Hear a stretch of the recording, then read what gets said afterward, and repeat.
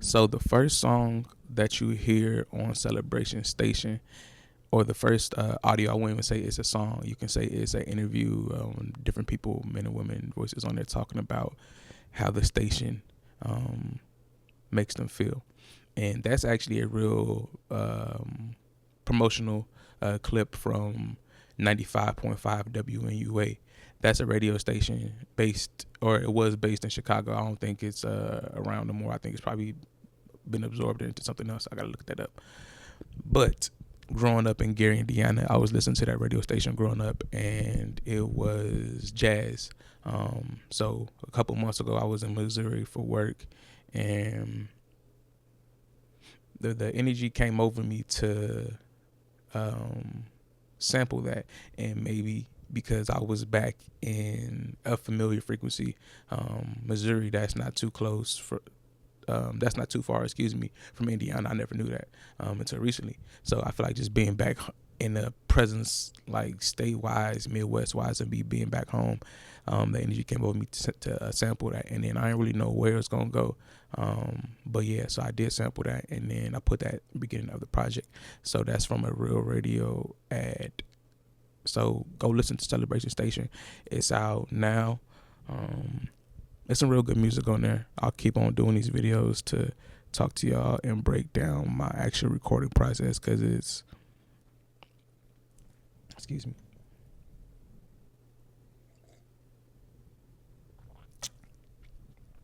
it's deeper than just putting music out.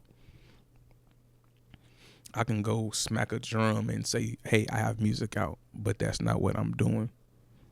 Sometimes I smack a drum a couple times, and then that's how I get the music. But it's a bit deeper, and I want to expose and explain and show my like creative process, my artistry, because it is a lot to it. And I know the music goes a lot further when these things is done. So yeah.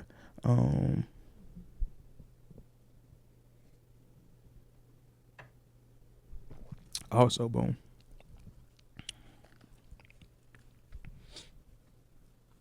You see these hats, Swab Records. Look at that. That's beautiful. I'm rocking a burgundy one right now. All sizes, all colorways are currently in stock. See that? Las Vegas. I get a lot of love on the West Coast. Um, Honestly, this is one of my many homes. Y'all can see. Y'all ain't never seen a person look so good on a sticker.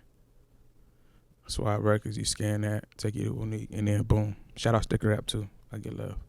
I give love to. Boom. Unique on the back of there.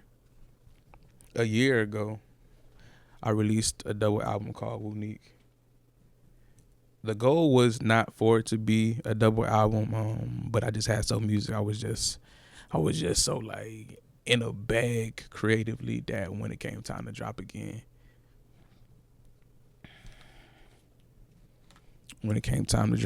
boom, it was just abundance of music, and I just wanted to share that. And then actually, with me dropping Unique, that's how I actually got to Missouri. So me dropping Unique, it forced Celebration Station, and I didn't even know what I was doing. And I feel like that's the beauty of making music, when you just in your zone, when you just in your bag, creating. And then when it's time to piece it all together, you're like, well, what have I been creating? You're like, oh, well, I just did these 1,000,001 things. Let me just piece it all together. And then now I have a body of work. So, yeah. Got the khaki joint. And this is all like, I'm doing this. I'll go to Cali, pick up these hats. I went to Cali, pick up these hats. I'll go to the embroidery spot and sit down with the lady and chop it up with her. Like, I'll go and design. Or I will pay people to make my stickers for me, or do my logos and do my everything. So all that is like, we are self-sustained. I'll go on DistroKid, drop the music, boom, QR codes on the back, on the front. 500 cost you 70. Boom, album artwork. Like pass those out and get the music off. So it definitely is a lot that goes into it. And this go around, I'm like, well, shit, let me celebrate my process, because this is something that has just came overnight. Like none of these things that I've been doing has been overnight. It's been many of nights. It's been many projects that I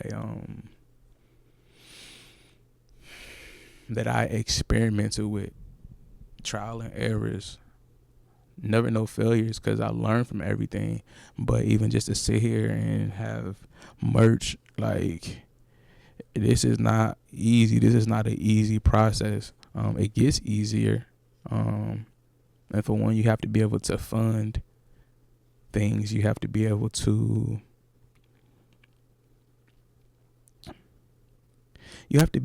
creatively, it's like gas or like food. I told my son, like, well, son, you don't want to eat. Like, it's funny because I was here and he was probably a couple feet away from where I'm recording at. I was telling him, like, son, you have to eat. You have to put fuel in your body, because he loves cars, and we was trying to get him to eat more. And then I was like, well, son, like, food is like gas. If you don't have gas inside your car, you can't go nowhere. He's like, oh, okay. And me and him just had like a breakthrough. Because it's like, well, you want to fuel, you want to like pour into yourself. So how do you fuel and pour into yourself correctly, or how much does that cost? I don't know if I heard it or if I saw a clip or a headline or whatever, but it resonated with me. It said that LeBron James invests $1 million a year into his body, into his self-care.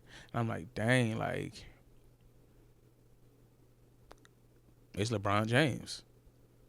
If you put in $1 million into yourself to look good, feel good, play good, be good, to be a good person, to be a better person, then what does that look like? So I've been trying to apply that thought process mentally to what I be doing.